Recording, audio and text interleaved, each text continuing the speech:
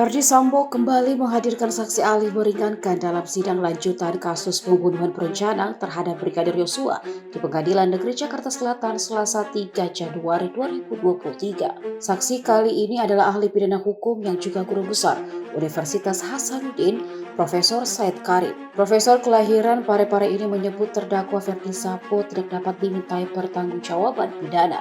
Hal ini merujuk atas singgungan kuasa hukum Verdi Sambo dan Putri Chandrawati, Febri Diansyah, soal perintah hajar yang diklaim disalahartikan oleh Barada Richard Eliezer alias Baradae dengan menembak Brigadir Nofriansah Yosua Huta Barat alias Brigadir J. Menurut Said, konsekuensi hukum soal adanya perbedaan tindakan untuk perintah yang disalahartikan oleh orang yang diberi perintah, maka pemberi perintah dalam hal ini tidak bisa dipidana. Selanjutnya, Said menerangkan pertanggungjawaban itu hanya bisa diberikan kepada penerima perintah yang mensalahartikan perintah tersebut. Bagaimana kalau dalam sebuah situasi, kalau loker kan ada penganjur, ada pelaksana begitu ya saudara ahli.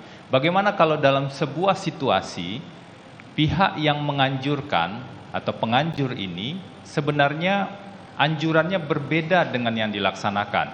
Pelaksana interpretasi atau mispersepsi dalam menerima anjuran dari pihak penganjur. Misalnya yang dianjurkan adalah hajar, tetapi kemudian yang dilakukan adalah menembak yang berakibat matinya seseorang. Mohon saudara ahli jelaskan.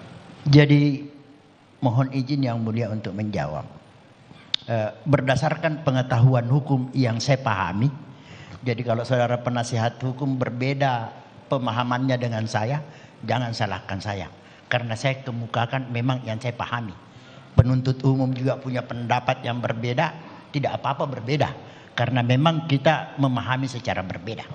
Ya, saya lanjutkan ya bahwa dalam situasi penganjur witloker ya menganjurkan untuk melakukan sesuatu perbuatan, ya katakanlah misalnya dia katakan dia menganjurkan untuk memukul, ya.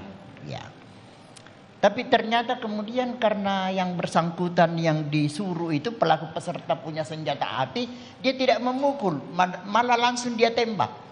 Dia tembak lagi, biasanya kan orang menembak berkualifikasi, mulai dari kaki, ya. Jangan menembak langsung kepada daerah yang mematikan, ya kan?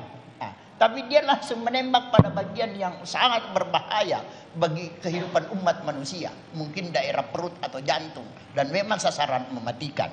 Nah, sekarang bagaimana konsekuensi hukumnya terhadap suatu anjuran yang dilaksanakan oleh pelaku peserta yang menerima anjuran itu, tetapi berbeda dengan apa yang dianjurkan. Jadi dalam hal yang seperti ini, menurut pengetahuan hukum yang saya pahami, penganjur tidak dapat dimintai pertanggungjawaban pidana terhadap perbuatan yang dia tidak anjurkan. Tidak bisa. Jadi kalau toh misalnya pelaku peserta melakukan itu, dia salah tafsir atau melakukan tindakan melampaui dari batas yang dianjurkan, maka kalau ada akibat yang muncul dan ada risiko hukum yang muncul, itu adalah tanggung jawab orang yang sebagai pelaku peserta yang melakukannya, yang menerima anjuran tersebut. Demikian pendapat saya. Terima kasih sudah nonton. Jangan lupa like, subscribe, dan share ya.